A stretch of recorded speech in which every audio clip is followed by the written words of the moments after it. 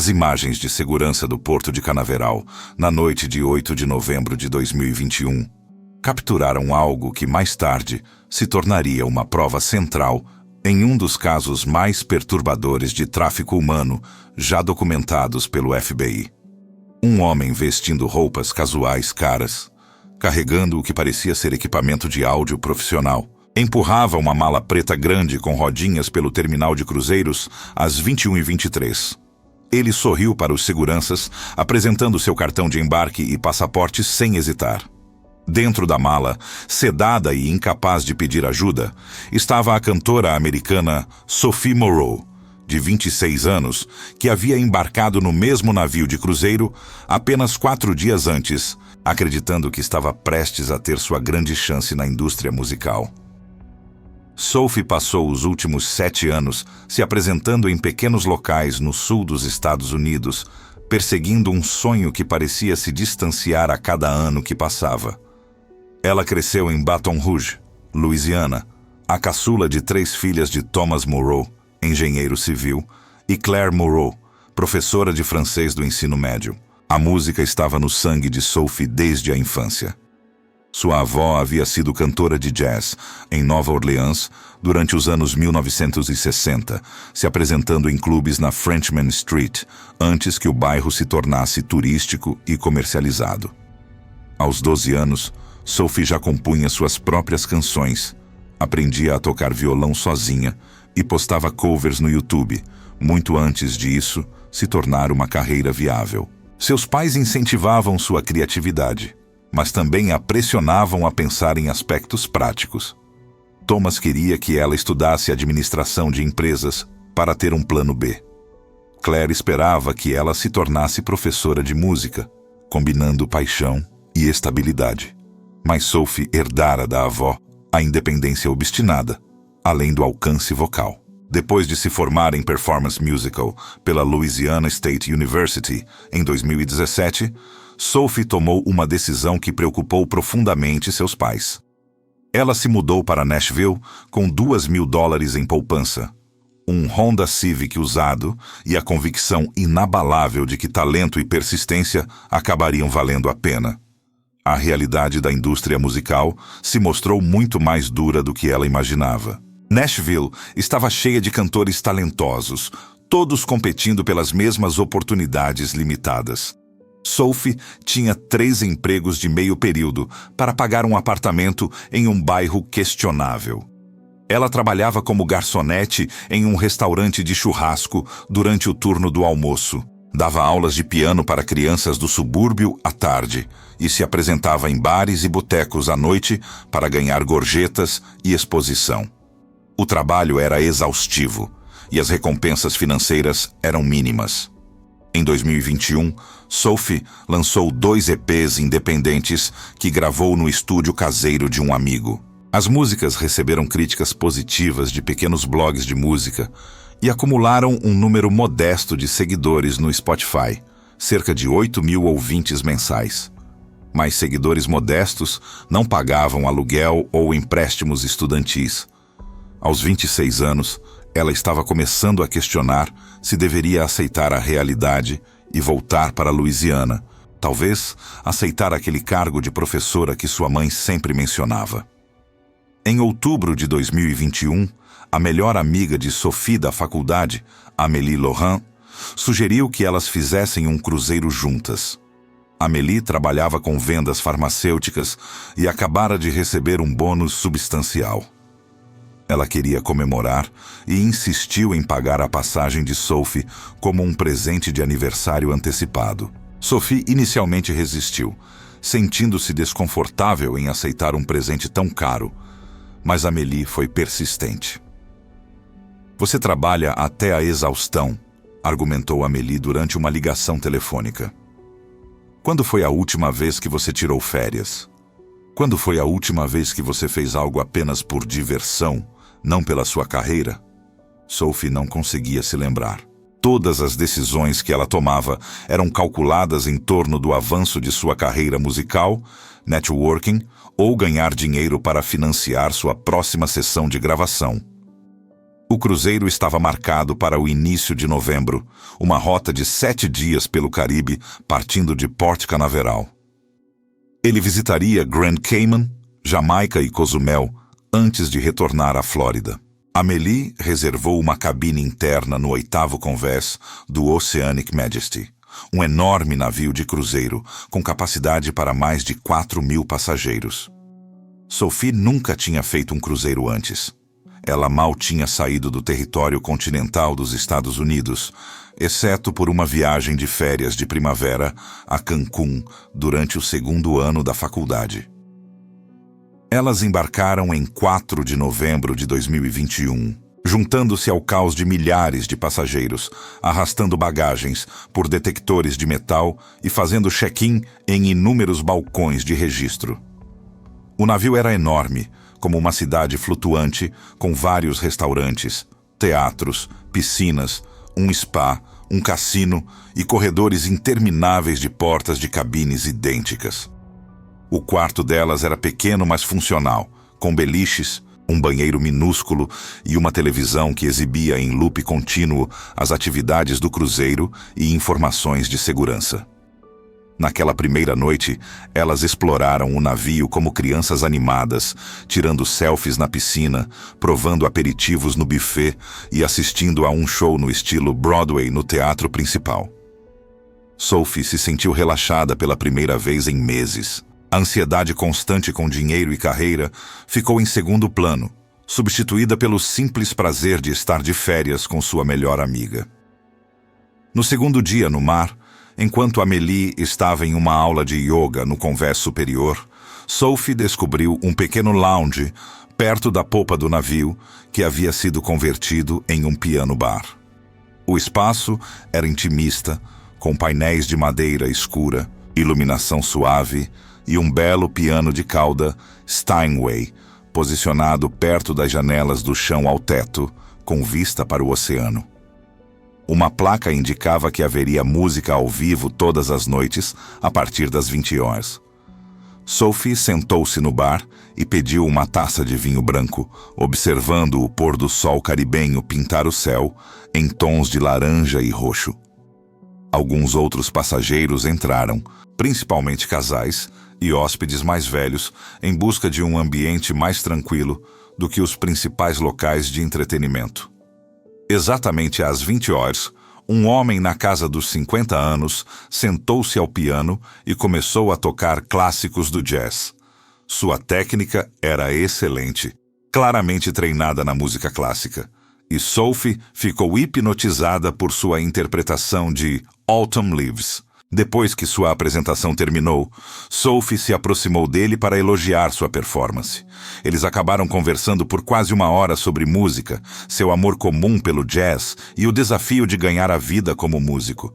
Seu nome era Gerald, ele disse a ela, e ele se apresentava em navios de cruzeiro há 15 anos, após uma carreira tocando em hotéis e lounges em Las Vegas. O salário era razoavelmente bom, explicou ele, e lhe permitia ver o mundo sem a instabilidade dos trabalhos freelance. Você deveria voltar amanhã à noite, disse Gerald quando se despediram. Eu precisaria de uma vocalista para algumas músicas. Você conhece alguma música da Ella Fitzgerald? O coração de Sophie disparou. Ela sabia de cor dezenas de músicas da Ella. Ela concordou imediatamente e passou o dia seguinte praticando em sua cabine sempre que Amélie saía, para a grande diversão de sua amiga. A apresentação na noite seguinte foi maravilhosa. Sophie cantou 4 músicas, acompanhada por Gerald, e o pequeno público aplaudiu com entusiasmo. Vários passageiros se aproximaram dela depois para dizer o quanto haviam gostado de sua voz. Uma mulher chegou a perguntar se Sophie tinha algum álbum à venda. Pela primeira vez em meses, Sophie se sentiu uma musicista de verdade novamente, não apenas alguém perseguindo desesperadamente um sonho impossível. Foi após essa apresentação, na noite de 6 de novembro, que Sophie o notou pela primeira vez. Ele estava sentado sozinho em uma mesa de canto, observando-a com uma intensidade que deveria ter sido desconfortável, mas de alguma forma não foi. Ele era bonito de um jeito elegante, provavelmente com cerca de 40 anos, com cabelos grisalhos penteados com cuidado evidente. Ele usava uma camisa preta de botões e jeans que pareciam caros. Quando seus olhos se encontraram, ele ergueu o copo em um sutil brinde de apreço. Depois que Sophie terminou sua última música, o homem se aproximou dela no bar, onde ela estava bebendo água e conversando com Gerald. "Isso foi extraordinário", disse ele, com um leve sotaque que Sophie não conseguiu identificar. "Você tem o tipo de voz que deveria encher salas de concerto, não salões de cruzeiros, sem ofensa à companhia presente." Gerald riu com bom humor. "Sem ofensa. Ela é talentosa demais para esse trabalho." O homem estendeu a mão para Sophie. "Marcus Chen. Sou produtor musical em Los Angeles." Sophie apertou sua mão, seu coração acelerando ao ouvir as palavras produtor musical. Quantas vezes ela havia fantasiado exatamente com esse cenário. Marcus Chen já tinha um cartão de visita pronto antes mesmo de Sophie conseguir processar sua apresentação. O cartão era grosso, de alta qualidade, com letras em relevo. Marcus Chen, executivo sênior de A&R, Velocity Records, Los Angeles, Califórnia. Havia um número de telefone, um endereço de e-mail e um logotipo minimalista e elegante. Sophie já tinha ouvido falar da Velocity Records. Era uma gravadora independente que havia lançado vários artistas indie pop de sucesso nos últimos 5 anos. "Na verdade, estou neste cruzeiro procurando talentos", explicou Marcus, gesticulando para o lounge ao redor deles. "A Velocity tem uma parceria com a empresa de cruzeiros. Enviamos representantes em viagens selecionadas para descobrir artistas. Você ficaria surpresa com a quantidade de músicos talentosos que trabalham nesses navios apenas para pagar as contas enquanto esperam sua chance." Fazia todo o sentido. Sophie conhecia inúmeros músicos talentosos que haviam aceitado contratos em navios de cruzeiro pela renda estável e pelos benefícios. Gerald assentiu em confirmação. "Na verdade, eles me procuraram há cerca de 6 meses. Recusei porque estou muito velho para recomeçar na indústria fonográfica, mas a oferta era legítima." Sophie sentiu uma onda de entusiasmo misturada com um ceticismo saudável. Ela estava na música há tempo suficiente para saber que oportunidades que pareciam boas demais para ser verdade geralmente eram. "Que tipo de artistas a Velocity costuma contratar?" perguntou ela, tentando soar profissional em vez de desesperada. Marcus sorriu, aparentemente satisfeito com sua cautela. "Nosso foco são cantores e compositores com vozes autênticas e letras com conteúdo forte. Pense em Norah Jones, Sara Bareilles, esse estilo. Com base no que acabei de ouvir, você se encaixaria perfeitamente em nosso elenco." Ele fez uma pausa e acrescentou: "Não quero pressioná-la nem fazer promessas que não posso cumprir, mas adoraria ouvir mais do seu material original, se você estiver disposta a compartilhar." O coração de Sophie agora batia acelerado. Esse era exatamente o tipo de conexão que ela esperava fazer há anos. "Tenho 2 EPs no Spotify", disse ela pegando o celular. "E estou trabalhando em um álbum completo. Tenho demos preliminares de cerca de 8 músicas." Eles passaram a hora seguinte conversando sobre a música de Sophie, suas influências e seu processo de composição. Marcus fez perguntas inteligentes que demonstravam um conhecimento genuíno da indústria. Ele falou sobre o modelo de distribuição da Velocity, suas estratégias de marketing e seu programa de desenvolvimento de artistas. Tudo o que ele disse estava alinhado com o que Sophie sabia sobre as gravadoras independentes modernas. "Ouça", Marcus finalmente disse, olhando para o relógio. "Vou jantar amanhã à noite com o diretor de entretenimento do navio para discutir possíveis colaborações. Você gostaria de se juntar a nós? Seria uma boa oportunidade para você conhecer mais pessoas da indústria e conversar sobre sua música em um ambiente mais formal." Sophie concordou imediatamente e passou o resto da noite contando a Amélie todos os detalhes da conversa. Amélie ficou entusiasmada, mas cautelosa. Tenha cuidado, ela alertou. Pesquise sobre ele no Google. Verifique a gravadora. Certifique-se de que tudo é legítimo antes de criar muitas expectativas. Sophie passou a manhã seguinte fazendo exatamente isso. Marcus Chen tinha um perfil profissional no LinkedIn, que o listava como A&R Senior da Velocity Records nos últimos 3 anos. Antes disso, ele havia trabalhado em 2 outras gravadoras em Los Angeles. Seu perfil tinha mais de 500 conexões e várias recomendações de pessoas da indústria musical. A Velocity Records tinha um site ativo com uma lista de cerca de 15 artistas, uma seção de notícias com atualizações recentes e links para suas músicas distribuídas em todas as principais plataformas de streaming. Sophie foi ainda mais longe, pesquisando alguns dos artistas da lista da Velocity. Ela encontrou suas contas no Instagram, suas músicas, suas datas de turnê. Tudo batia. Marcus Chen parecia ser exatamente quem dizia ser. O jantar daquela noite foi realizado em um dos restaurantes especializados do navio. Um pequeno restaurante italiano que exigia reserva. Marcus já estava lá quando Sophie chegou, sentado com uma mulher enérgica na casa dos 50 anos, que se apresentou como Patrícia Valdez, a diretora de entretenimento. Patrícia era calorosa e envolvente, perguntando a Sophie sobre sua trajetória e suas apresentações no navio. Marcus me mostrou seu Spotify esta tarde, disse Patrícia. Estou genuinamente impressionada. Aquela música Wildflower Heart é linda. Você já a apresentou ao vivo no navio? Sophie ainda não, mas prometeu incluí-la em seu próximo show com Gerald. A conversa durante o jantar fluiu naturalmente, cobrindo tudo, desde os desafios das turnês até a evolução da indústria musical na era do streaming. Marcus pagou a conta e sugeriu que todos se encontrassem novamente na noite seguinte para a apresentação de Sophie. Nos 2 dias seguintes, Sophie sentiu como se estivesse vivendo um sonho. Marcus assistiu às 2 apresentações noturnas dela, sempre sentado na mesma mesa de canto, sempre dando toda a sua atenção. Ele a apresentou a outros passageiros que trabalhavam no entretenimento, um coreógrafo de uma companhia de turnê da Broadway, um músico de estúdio que havia tocado em dezenas de discos de sucesso, um jornalista musical que escrevia para a Rolling Stone. Sophie percebeu que também passava mais tempo com Marcus durante o dia. Eles se encontravam para tomar café pela manhã e conversavam sobre música por horas.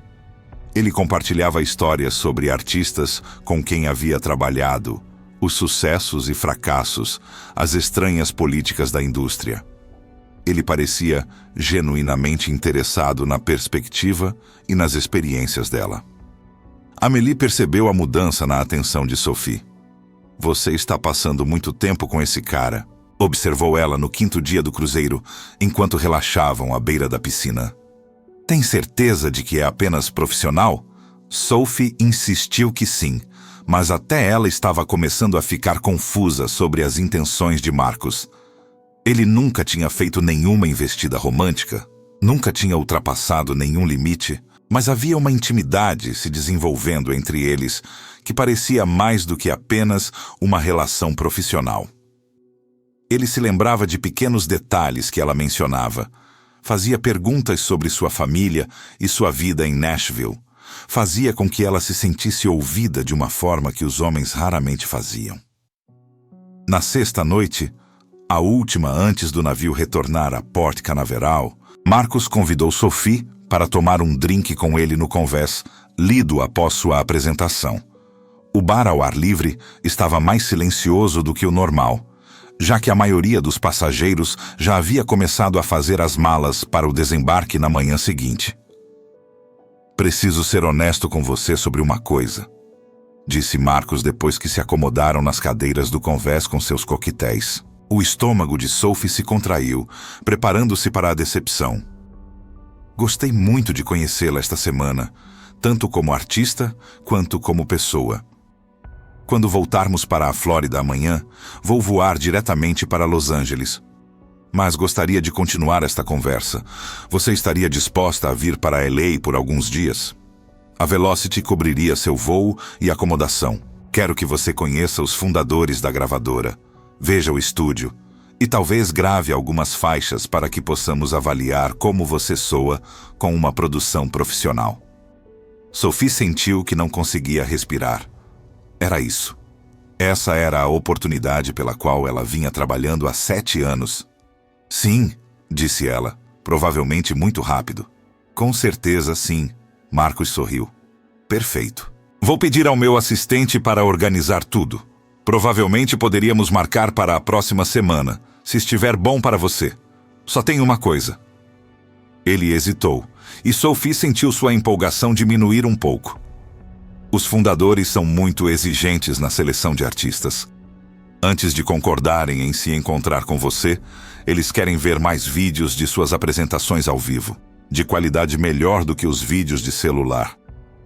Ele explicou que tinha equipamento de gravação profissional em sua cabine, câmeras e equipamentos de áudio que levava em suas viagens, exatamente para essas situações.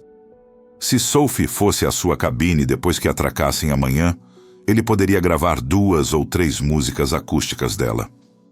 Levaria talvez 1 hora, e então ele enviaria as gravações para a gravadora ainda naquele dia. Atracamos às 7 da manhã, disse Marcos.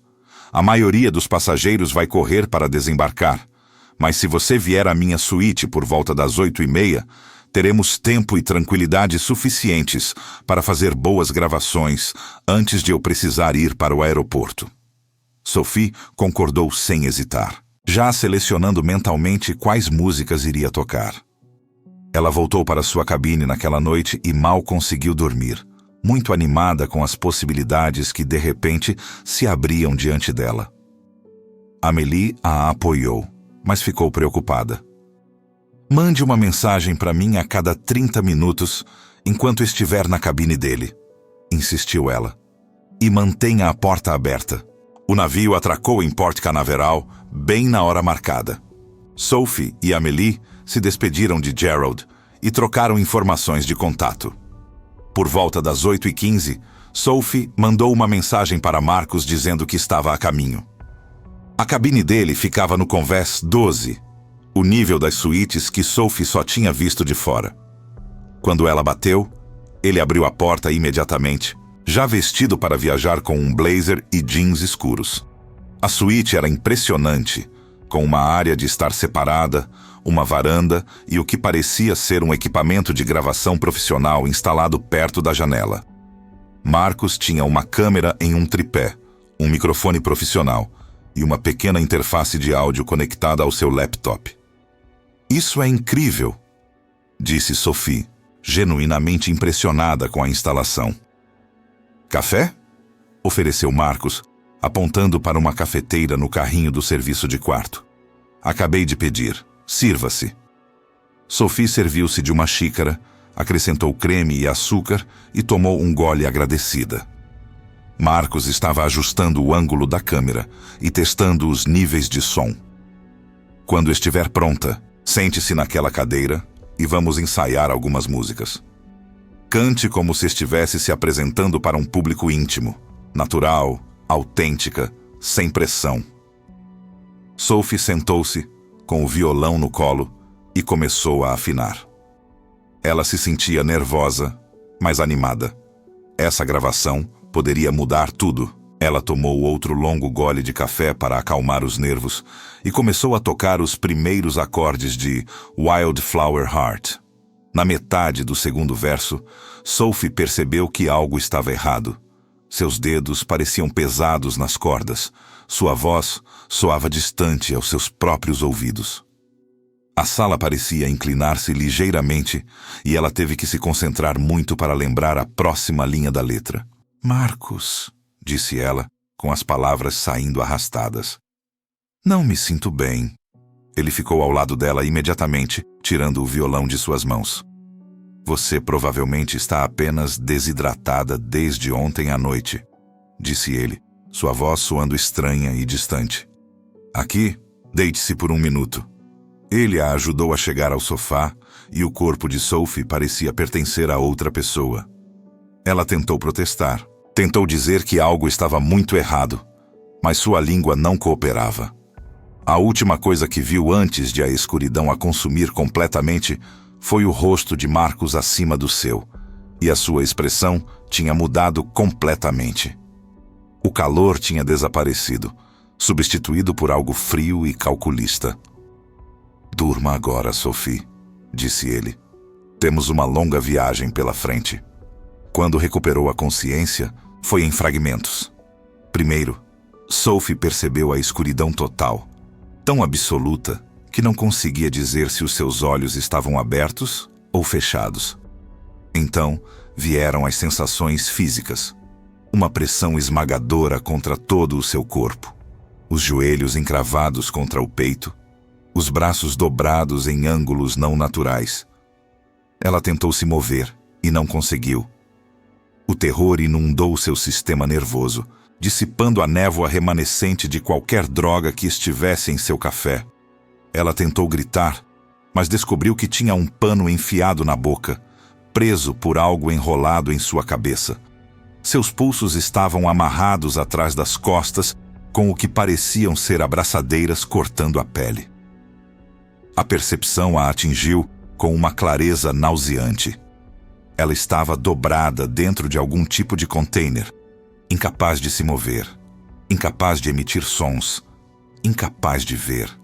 Sophie se forçou a respirar lentamente pelo nariz, lutando contra o pânico que ameaçava consumi-la. Ela precisava entender sua situação, precisava pensar. A última lembrança clara era o rosto de Marcos mudando, sua voz dizendo para ela dormir. Ele a havia drogado. Mas por quê? Onde ela estava agora? Então ela sentiu um movimento, mas não o seu próprio. A sensação de estar sendo transportada, rodas rolando sobre um piso liso. Ela podia ouvir sons abafados vindos de fora de sua prisão de tecido, vozes falando em tons normais, o bip de equipamentos de segurança, o ruído ambiente geral do que parecia ser um terminal movimentado. Um aeroporto. Um porto. Sophie tentou fazer barulho, bater nas paredes de seu confinamento, mas seus músculos não respondiam adequadamente. O sedativo que Marcos havia usado ainda afetava sua coordenação. Ela sentiu-se sendo levantada, ouviu a voz de Marcos dizendo algo que não conseguiu distinguir, e então a sensação de ser colocada em uma esteira rolante. Ela estava passando pela inspeção de bagagem. Alguém estava olhando para um raio-x dela naquele momento. Alguém tinha que ver que havia um ser humano comprimido dentro daquela mala. Eles tinham que ver. Mas nada parou. Nenhum alarme soou. A mala continuou se movendo, e Sophie sentiu lágrimas escorrendo pelo rosto, absorvidas imediatamente pela mordaça. A mala foi levantada novamente, carregada por alguma distância, e então colocada no chão com um baque que causou uma dor aguda no corpo já dolorido de Sophie. Ela ouviu sons de veículos, o barulho de um motor, a sensação de movimento. Um carro ou van. Eles estavam saindo do porto, deixando o último lugar onde alguém sabia que ela tinha estado. Sophie tentou acompanhar o tempo, mas era impossível na escuridão. Podiam ter passado minutos ou horas. O veículo parava e arrancava repetidamente, navegando no que ela supôs ser o trânsito da cidade. Finalmente, após o que pareceu uma eternidade, pararam por mais tempo. O motor desligou. Portas abriram e fecharam. A mala foi movida novamente, desta vez carregada por várias pessoas, com base na agitação e no ritmo. Ela ouviu novos sons, pássaros tropicais, música distante, vozes falando espanhol. Eles estavam em algum lugar quente, possivelmente na América Latina. A mala foi levada para dentro de um prédio, a acústica mudando para um espaço fechado. Finalmente, felizmente, ela ouviu um zíper sendo aberto. A luz inundou o local, e os olhos de Sophie não conseguiram se ajustar. Mãos ásperas a agarraram, puxando-a para fora da mala e jogando-a no chão de azulejos. Suas pernas não suportavam seu peso, e ela desabou, todos os músculos gritando de dor após ficarem comprimidos por tanto tempo. Alguém removeu a mordaça de sua boca e Sophie ofegou, tossindo e sufocando enquanto tentava respirar fundo. Suas mãos ainda estavam amarradas atrás das costas. Quando sua visão finalmente clareou, ela viu Marcus parado ao seu lado, mas ele parecia diferente agora. A expressão calorosa havia desaparecido completamente. Ele olhou para ela com o distanciamento de alguém inspecionando mercadoria danificada. "Onde estou?" Sophie conseguiu perguntar, com a garganta seca e rouca. "Por que você está fazendo isso?" Marcus se agachou ao nível dela. "Você está em San Pedro, Belize. E estou fazendo isso porque você vale aproximadamente $40.000 para o comprador certo. Essa é literalmente a única razão." Seu tom casual tornou tudo ainda pior. "Você era um alvo fácil, Sophie. Uma aspirante a musicista, desesperada por uma chance, viajando com apenas uma amiga que não sabe onde você está agora." "Perfeito." Sophie sentiu o vômito subir pela garganta. "Amélie sabe que eu ia me encontrar com você. Ela vai contar para a polícia. Eles vão me encontrar." Marcus riu sem humor. "Amélie sabe que você estava se encontrando com um produtor musical chamado Marcus Chen. Esse não é meu nome verdadeiro. O cartão de visita era falso. A conexão com a Velocity Records era falsa. A suíte nem estava em meu nome.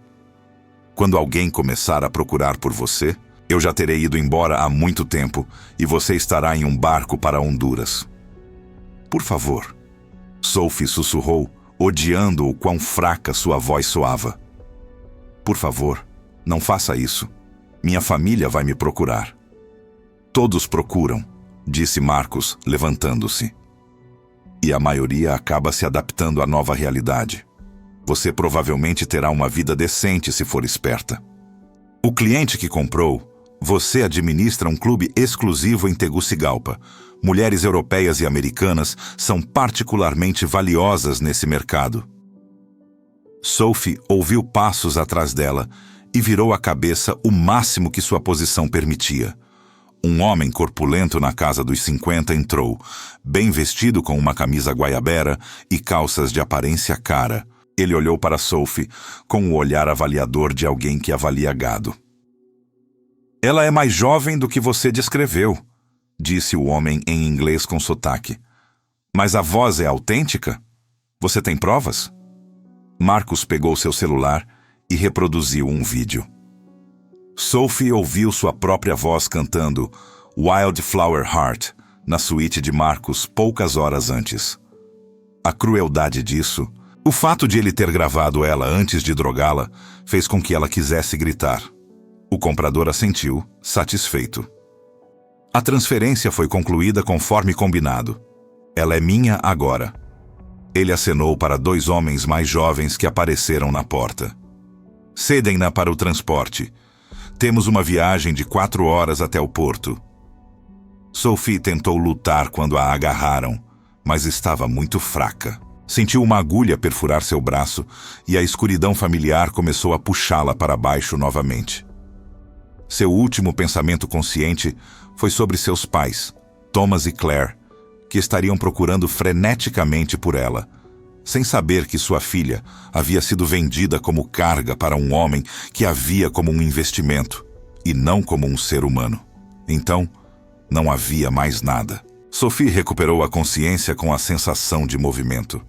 Ela não estava mais em uma mala, mas no porta-malas de um veículo, com as mãos ainda amarradas, embora a mordaça tivesse sido removida.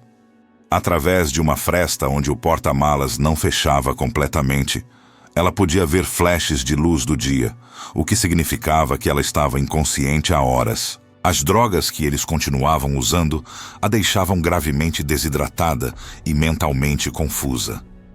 O carro bateu em um buraco e a cabeça de Sophie bateu contra o interior do porta-malas. Ela conteve um grito de dor. Precisava pensar. Precisava encontrar qualquer oportunidade para escapar. O comprador havia mencionado uma viagem de 4 horas até um porto. Se a colocassem em um barco para Honduras, qualquer chance de resgate evaporaria completamente. Sophie tentou se lembrar de tudo o que sabia sobre Belize, aprendido em uma aula de geografia na faculdade. Antiga colônia britânica de língua inglesa, mas com influência significativa do espanhol. População pequena, grandes problemas com tráfico de drogas e crime organizado. O país tinha uma relação complicada com as autoridades policiais. A corrupção era generalizada e as áreas costeiras remotas eram essencialmente sem lei. O veículo diminuiu a velocidade e parou. Sophie ouviu vozes discutindo em espanhol, muito abafadas para distinguir as palavras. O porta-malas se abriu repentinamente e a luz do sol a cegou. Um dos homens mais jovens de antes agarrou seu braço com força e a puxou para fora. Eles estavam no que parecia ser um posto de gasolina remoto, cercado por uma densa selva. O calor era opressivo, a umidade grudava em tudo. O comprador discutia com o frentista sobre algo, gesticulando com raiva. Os 2 homens mais jovens que seguravam Sophie pareciam distraídos, observando seu chefe. A mente de Sophie correu. Essa poderia ser sua única chance. Suas mãos estavam amarradas, mas suas pernas estavam livres. Se ela conseguisse se soltar, se conseguisse chegar à selva antes que eles a pegassem. Ela não se permitiu pensar além disso. Simplesmente agiu. Sophie se contorceu violentamente, quebrando o aperto do homem que segurava seu braço esquerdo. Ele gritou de surpresa. Ela chutou o outro homem com toda a força que pôde, seu tênis acertando seu joelho. Ele cambaleou para trás, xingando. Então Sophie correu.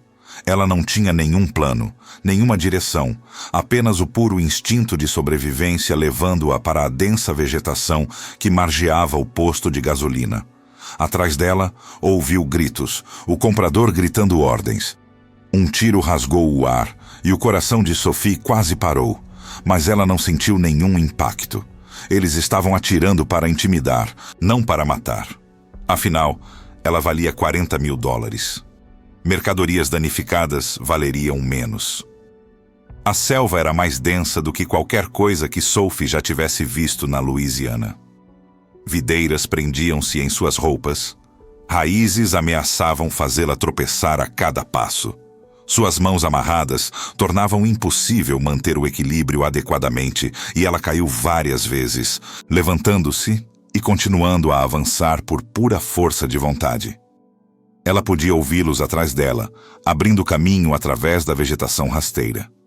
Eles eram mais rápidos, não estavam feridos e conheciam o terreno. Os pulmões de Sophie ardiam e suas pernas pareciam pesadas como chumbo. Ela não iria conseguir fugir deles. Precisava se esconder. À frente, ela viu um pequeno riacho cortando o chão da selva. Sem hesitar, Sophie se jogou nele, deixando a correnteza levá-la rio abaixo. A água era rasa, mas correnteza, e ela a usou para se distanciar de seus perseguidores, sem deixar rastros. A água fria foi um choque após o calor da selva, mas ajudou a clarear sua mente.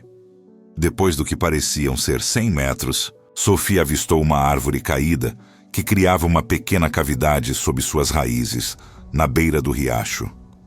Ela se enfiou no espaço, puxando a vegetação sobre a abertura o melhor que podia, com as mãos ainda amarradas. Então, ela se forçou a ficar absolutamente imóvel, controlando sua respiração ofegante, ouvindo. Por vários minutos, ela ouviu vozes à distância, os sons de uma busca. Então, gradualmente, os sons desapareceram. Ou eles haviam desistido, ou estavam procurando em uma direção diferente. Sophie esperou, contando segundos, depois minutos. Ela esperou até contar 1000 antes de ousar se mover. Sua prioridade agora era libertar as mãos. Sophie tateou as bordas da cavidade até encontrar um pedaço afiado de rocha exposta. Ela posicionou os pulsos contra ele e começou a serrar a abraçadeira plástica para frente e para trás. O plástico era grosso e o ângulo era difícil, mas o desespero lhe deu paciência. Levou quase 15 minutos até que ela sentisse a abraçadeira se romper. A liberdade de movimento parecia um milagre. Sophie se levantou da cavidade e ficou em pé, com as pernas trêmulas. Ela estava perdida na selva de Belize, sem telefone, sem dinheiro, sem identificação, vestindo roupas ainda úmidas do riacho. Mas ela estava livre e viva. Sophie seguiu o riacho, pensando que a água acabaria levando-a à civilização. Ela caminhou por cerca de 2 horas, constantemente alerta para sons de perseguição. A selva ao seu redor estava viva com sons, pássaros, insetos, o farfalhar de animais invisíveis. Várias vezes ela parou, certa de ter ouvido vozes humanas, mas todas as vezes era apenas a vida selvagem ou sua imaginação. Quando o sol começou a se pôr, Sophie finalmente ouviu algo que a fez querer chorar de alívio. Tráfego. O zumbido constante de veículos no asfalto. Ela atravessou a última parte da selva e emergiu na berma de uma rodovia de 2 pistas. Uma placa desbotada indicava que ela estava a 15 quilômetros da cidade de Belize. Sophie ficou parada à beira da estrada, suja e exausta, tentando sinalizar para os veículos pararem. 3 carros passaram sem parar. O quarto, uma picape Toyota mais antiga, diminuiu a velocidade e parou. A motorista era uma mulher belizenha na casa dos 60 anos, com o rosto marcado pela preocupação ao ver a aparência de Sophie. "Senhorita, você está ferida? Precisa de ajuda?" Seu inglês era claro, sua voz gentil. Sophie começou a chorar, incapaz de se conter. "Preciso chegar à embaixada americana, por favor. Fui sequestrada. Preciso de ajuda." Os olhos da mulher se arregalaram, mas ela não hesitou. "Entre. Vou levá-la à embaixada em Belize City. Não é longe." Enquanto dirigiam, a mulher se apresentou como Iris e perguntou se Sophie precisava de cuidados médicos. Sophie garantiu que estava bem fisicamente, embora soubesse que isso não era totalmente verdade. Seus pulsos estavam sangrando por causa das amarras de plástico. Seu corpo estava coberto de cortes e hematomas causados pela selva, e ela estava perigosamente desidratada. "O que você passou?" disse Iris baixinho. "Acontece mais do que as pessoas imaginam. Belize é um ponto de trânsito para o tráfico. Não há policiais suficientes e há muita corrupção. Você foi muito corajosa em fugir." A embaixada americana na cidade de Belize era um prédio modesto atrás de muros de segurança. Iris parou no portão e explicou a situação ao guarda. Em poucos minutos, Sophie estava dentro, enrolada em um cobertor, bebendo água enquanto um funcionário consular chamado David Morrison ouvia sua história com atenção severa. David Morrison era oficial de segurança regional na embaixada de Belize City há 4 anos, tempo suficiente para desenvolver uma calma experiente ao lidar com crises. Mas enquanto Sophie descrevia como foi drogada em um cruzeiro, contrabandeada através de Port Canaveral em uma mala e transportada para Belize para ser vendida, ele percebeu que sua compostura estava se esvaindo. Este não era apenas um caso de tráfico, era algo muito mais organizado e perturbador. "Senhora Moreau, preciso que me conte tudo o que se lembra sobre Marcus Chen, começando pela sua primeira interação", disse Morrison, com a caneta pronta sobre um bloco de notas. "Cada detalhe é importante, mesmo as coisas que parecem insignificantes." Sophie contou-lhe toda a semana. O encontro com Marcus no piano bar, o cartão de visita dele, a ligação com a Velocity Records, os jantares com Patrícia Valdez, a sessão de gravação na suíte dele. Morrison tomou notas sem interromper, ocasionalmente fazendo perguntas para esclarecer horários, locais ou conversas específicas. Quando Sophie terminou, Morrison fez várias ligações. A primeira foi para o escritório regional do FBI em Miami. A segunda foi para o Serviço de Investigação da Guarda Costeira. A terceira foi para a Polícia Nacional de Belize, embora sua expressão sugerisse que ele tinha pouca fé na cooperação local. Em 2 horas, 2 agentes especiais do FBI chegaram em um voo de emergência de Miami. A agente especial Jennifer Reeves e o agente especial Carlos Mendoza eram da Força-Tarefa de Tráfico Humano do FBI. Eles pediram a Sophie que repetisse toda a sua história, desta vez, gravando-a. Reeves tinha cerca de 30 e poucos anos. Era direta, mas não rude. Mendoza era mais jovem, talvez com 30 e poucos anos, e tomava notas detalhadas em seu laptop enquanto Sophie falava. A empresa de cruzeiros mantém as listas de passageiros e as imagens de segurança por 60 dias, explicou Reeves depois que Sophie terminou. Já entramos em contato com o departamento de segurança da Oceanic Cruise Lines. Eles estão reunindo todas as imagens do terminal e do navio das datas que você mencionou. Teremos imagens desse homem, seja ele quem for. Marcus Chen não é o nome verdadeiro dele? Perguntou Sophie, embora já soubesse a resposta. Mendoza balançou a cabeça. Pesquisamos esse nome em todos os bancos de dados aos quais temos acesso. Existe um Marcus Chen que trabalha na indústria musical, mas ele tem 63 anos e atualmente está em Londres trabalhando na trilha sonora de um filme. Alguém roubou sua identidade e criou um perfil falso convincente. O LinkedIn, o cartão de visita, tudo foi fabricado. Sophie sentiu-se mal. Ela tinha sido tão cuidadosa, verificou tudo o que podia imaginar. E a Velocity Records, essa gravadora é real. É sim, confirmou Reeves. E eles não têm conhecimento de nenhuma parceria com empresas de cruzeiros.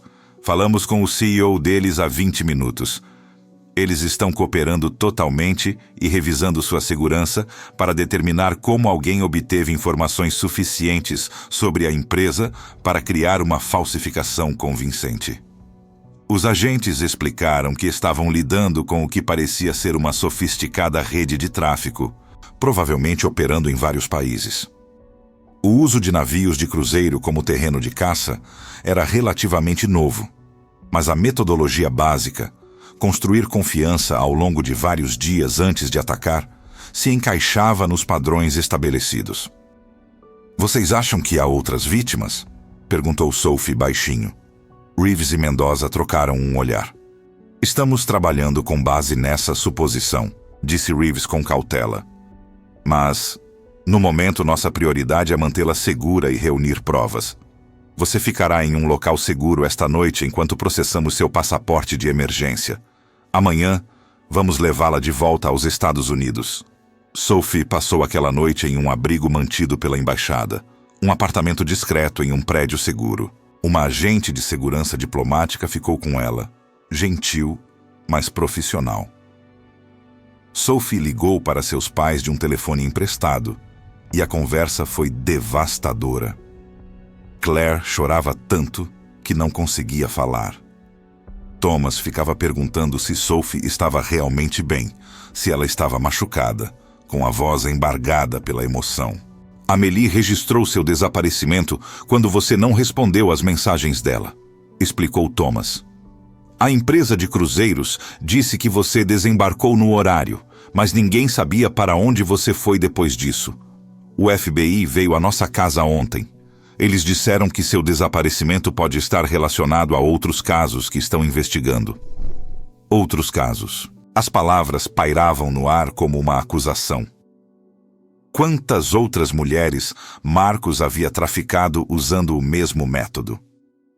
Na manhã seguinte, Sophie voou de volta para Miami em um voo comercial, acompanhada pelo agente Reeves.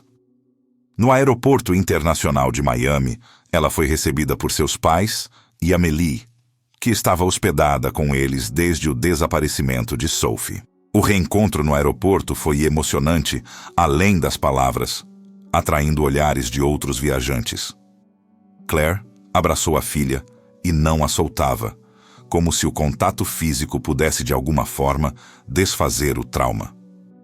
Nas semanas seguintes, a investigação do FBI acelerou rapidamente. Imagens de segurança de Port Canaveral mostraram um homem que correspondia à descrição de Marcos feita por Sophie, empurrando uma mala grande pelo terminal. A data era 8 de novembro, às 21h23, exatamente quando Sophie estaria inconsciente dentro da mala. Um software de reconhecimento facial comparou o rosto do homem com bancos de dados e encontrou uma correspondência com 3 casos anteriores. Seu nome verdadeiro era Alan Richter, um americano de 42 anos, natural de San Diego.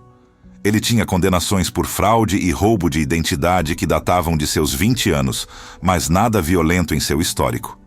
O tráfico parecia ser uma evolução mais recente de sua carreira criminosa, que se mostrou muito mais lucrativa do que seus esquemas anteriores. O FBI descobriu que Richter se passava por vários profissionais do setor: produtores, caçadores de talentos, diretores de elenco, para aliciar jovens mulheres que sonhavam com uma carreira no entretenimento.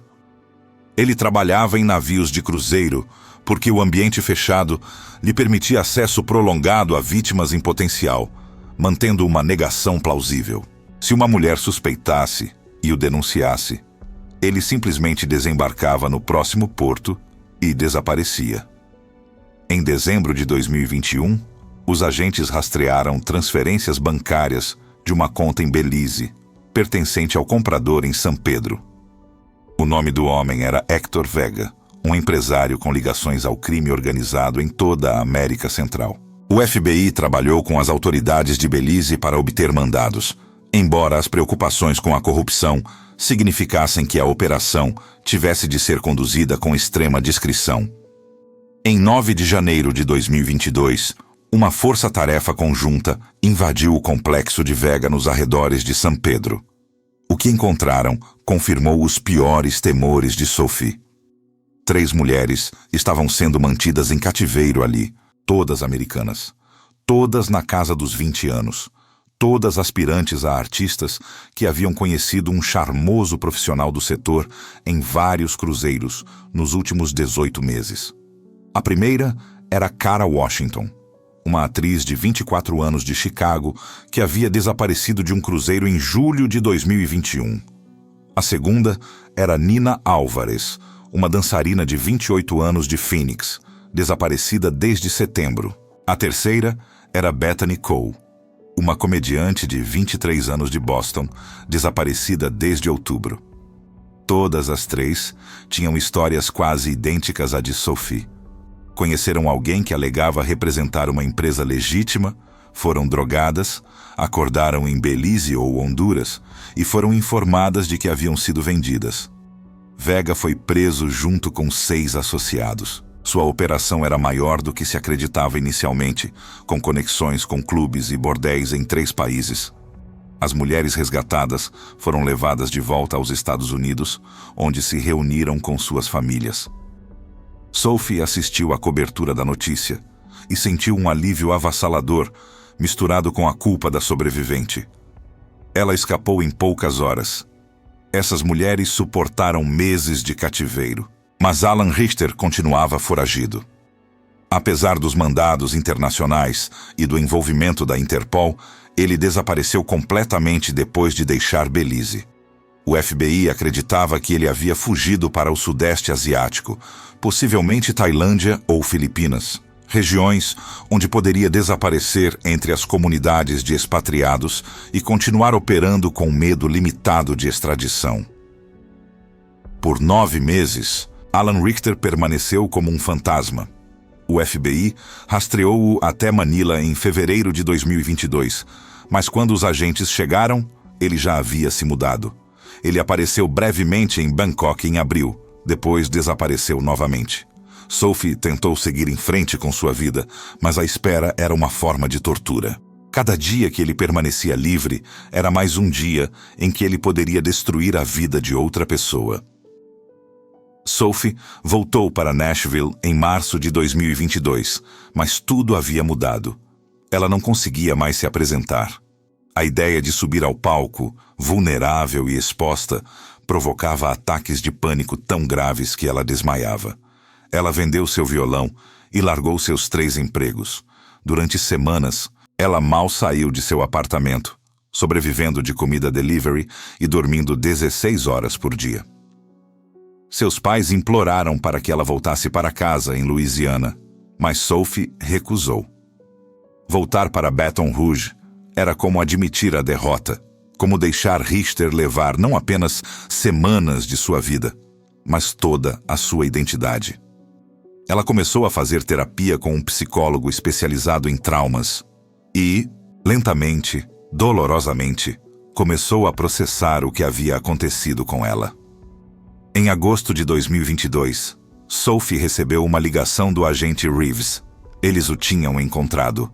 Alan Richter havia sido preso na cidade de Cebu, nas Filipinas, após uma denúncia de um expatriado americano que o reconheceu nos cartazes de procurado do FBI. Ele vivia sob outra identidade falsa, ensinando inglês e, aparentemente, procurando novas vítimas entre jovens filipinas desesperadas para chegar aos Estados Unidos. A extradição levou 3 meses de manobras legais, mas em novembro de 2022, Richter foi trazido de volta a Miami para enfrentar acusações federais. A acusação era extensa. 7 acusações de tráfico de pessoas, 7 acusações de sequestro, várias acusações de fraude e conspiração. Se condenado por todas as acusações, ele enfrentaria várias penas de prisão perpétua. Sophie testemunhou em seu julgamento em fevereiro de 2023. Foi a coisa mais difícil que ela já fez. Sentar naquele tribunal com Richter a 5 metros de distância, descrevendo como ele havia manipulado sua confiança e destruído sua sensação de segurança no mundo. Seu advogado de defesa tentou argumentar que as mulheres tinham ido voluntariamente para sua cabana, insinuando que elas eram responsáveis. A acusação demoliu esse argumento, mostrando o padrão sistemático de Richter em 7 vítimas documentadas ao longo de 2 anos. As outras sobreviventes também testemunharam. Cara Washington descreveu ter sido mantida no complexo de Vega por 6 meses antes do resgate, forçada a se apresentar em festas privadas para clientes ricos. Nina Álvares foi vendida para outro comprador em Honduras e sofreu abuso físico antes da operação do FBI que a salvou. Bethany Cole desabou no banco das testemunhas, incapaz de terminar seu depoimento. O júri deliberou por 6 horas, culpado em todas as acusações. Quando o veredicto foi lido, Sophie finalmente sentiu que podia respirar novamente. Richter foi condenado à prisão perpétua sem possibilidade de liberdade condicional. O juiz o chamou de um predador que usou os sonhos como arma para destruir vidas. Mas o veredicto não apagou o que aconteceu. Sophie nunca mais voltou à música profissionalmente. O violão que antes era uma extensão dela, agora parecia uma lembrança dolorosa de tudo o que ela havia perdido. Em vez disso, ela encontrou um novo propósito no trabalho de defesa. Ela fez uma parceria com o Centro Nacional para Crianças Desaparecidas e Exploradas, falando em conferências e faculdades sobre táticas de tráfico. Sua mensagem era sempre a mesma. Confiança é conquistada, não dada. Verifique tudo. Diga às pessoas para onde você está indo. Ouça seus instintos. E saiba que, se algo parece bom demais para ser verdade, provavelmente é. A história de Sophie se tornou a base para novos programas de treinamento para funcionários de cruzeiros marítimos, ensinando-os a reconhecer comportamentos de aliciamento e padrões suspeitos. Em 2024, Sophie voltou para Louisiana, não para Baton Rouge, mas para Nova Orleans, a cidade de sua avó. Ela encontrou trabalho em uma organização sem fins lucrativos que apoiava sobreviventes do tráfico, ajudando outras mulheres a lidar com o trauma e reconstruir suas vidas. O trabalho era difícil e muitas vezes desencadeava lembranças, mas lhe deu algo que a música nunca lhe deu: a sensação de que seu sofrimento tinha significado. Ela manteve contato com as outras sobreviventes.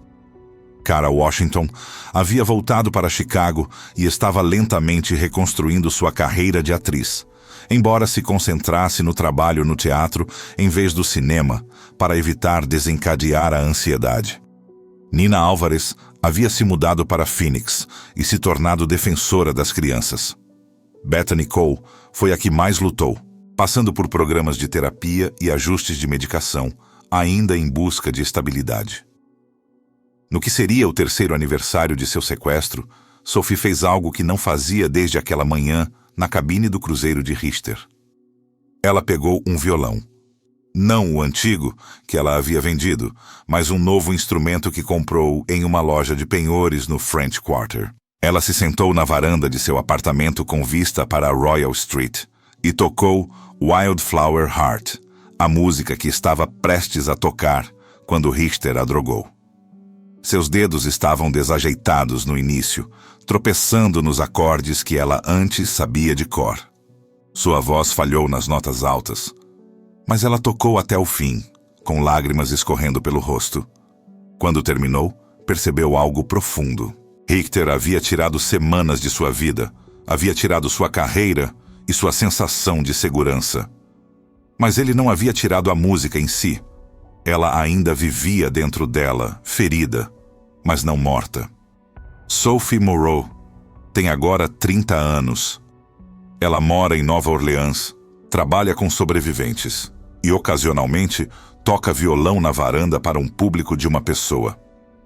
Ela namora com cuidado, sempre com amigos, sabendo onde ela está.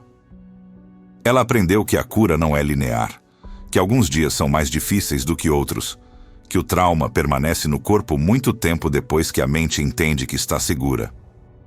Alan Richter está preso em uma prisão federal no Colorado, onde morrerá.